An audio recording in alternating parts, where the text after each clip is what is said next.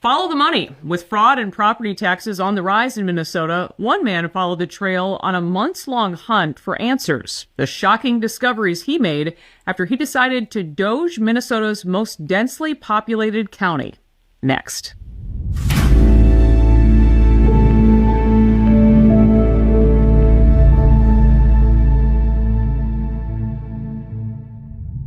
Sebastian Stoss is my guest. Sebastian, good to see you. Thank you for being here. Thank you very much for having me on, Liz. Much like Doge and other acts of financial responsibility taken by President Trump and the Trump administration, you decided to follow the money for yourself.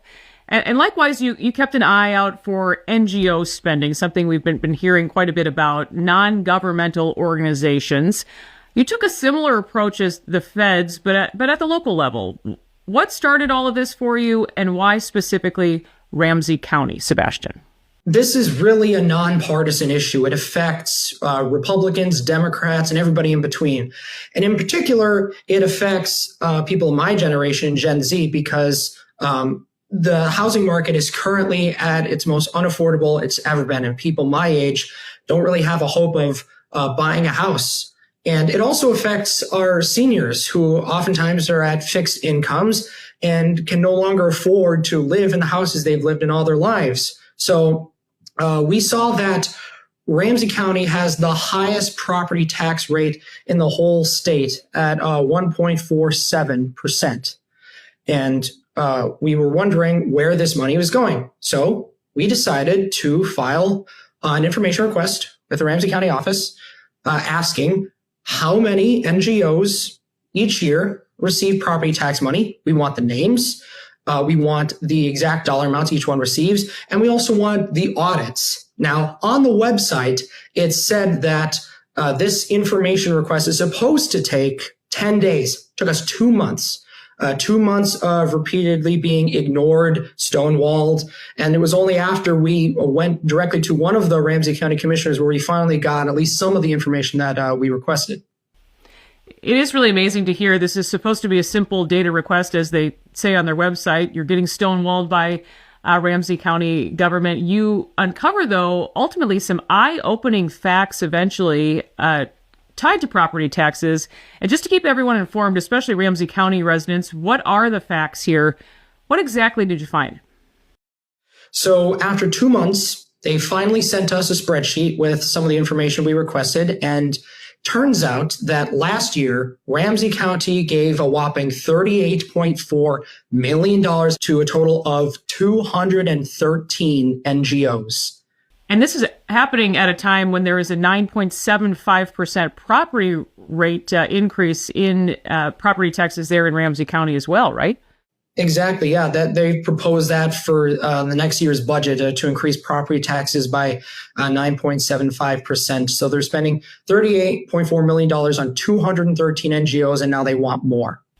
So you have 213 NGOs, $38.4 million in Ramsey County. You know, you think property taxes always, I think most of us think that they're tied to public safety, improving our sidewalks and our roads, but that is not what this list seems to reflect. Is that right, Sebastian? Property taxes are supposed to go towards fixing our roads, our schools, and paying for our police and fire departments. The main problem here is that property tax money does not belong in the coffers of NGOs. It just doesn't. And ultimately, I think that it's a gross misappropriation of funds. It's definitely wasteful. And I'm sure that many of the NGOs that receive money from Ramsey County do good work and provide good things. But again, money doesn't belong to them. It belongs to fix our roads and schools and pay for our police and fire departments. And also, Ramsey County doesn't have any metrics to gauge how these NGOs perform. They don't measure them in any way, from what I can tell, and they don't analyze whether or not they should be removed from the list for failure to provide the services that they are supposed to. So in doing all this work, you weren't just trying to find answers, you were asking questions along the way. We have some video here of you specifically asking county commissioners for some answers at a recent meeting. Let's take a look. Thank you for the opportunity to speak about our spiraling out of control property taxes. Property taxes are up by about 30 to 40% in the past 5 years. Ramsey County property taxes are already the highest in the state and 62% above the national average. And I wanted to ask the committee a few questions, and if any of you know the answers, please speak up. How many non-governmental organizations receive money from property tax revenue? The answer is 213. And how much money do these groups receive each year? The answer is $38.4 million. I'm sure many of these groups provide a service, but what are the performance metrics used to gauge if the programs are working each year? How do you score them? How many new groups are added each year? And are any of the groups removed for not providing the intended services? And one last question, are they audited each year? So by the looks of the video, they don't seem too keen on listening to what you had to say that evening or responding to your questions.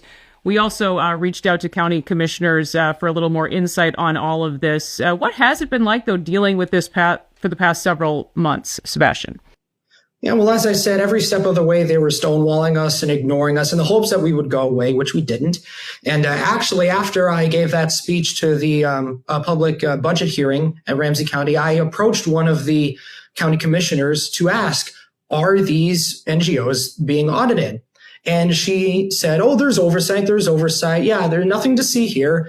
I think the state of Minnesota audits all these NGOs. And I said, well, this is money from Ramsey County property taxes. Surely Ramsey County must be conducting audits or providing oversight. And she insisted it's the state of Minnesota. And actually, several days later, this county commissioner emailed us saying, here is the contact information of somebody at the state auditor's office who is auditing these NGOs. So naturally, we reached out to this person, and this person confirmed that they, in fact, are not auditing these NGOs receiving property tax money from Ramsey County. Really amazing, and has to be frustrating when there are no answers here, because these are simple questions that residents deserve answers to, it seems. And it seems that fraud, is part of this daily news cycle we're hearing about in Minnesota. Well, people are looking into bigger fraud schemes. Not enough people are out there like you looking at the local level. What should people do if they have concerns or want to know where their property tax dollars are actually going, Sebastian? Well, people can call their county commissioners. People can find out who their county commissioners are, call them, and do what I did. Come to the budget hearings. They're public. They open the floor for people to speak and urge them not to raise property taxes. In fact, at this hearing that I spoke at, there was a great number of people testifying, urging them not to raise property taxes because people were saying, we are getting priced out of our homes and neighborhoods. We can't afford this. And people feel like they're not being heard. They're being ignored. Sebastian Stoss, thank you so much for bringing this to our attention. Thank you for joining me. Thank you very much, Liz. That will do it for this episode of Liz Collin Reports. We will see you next time.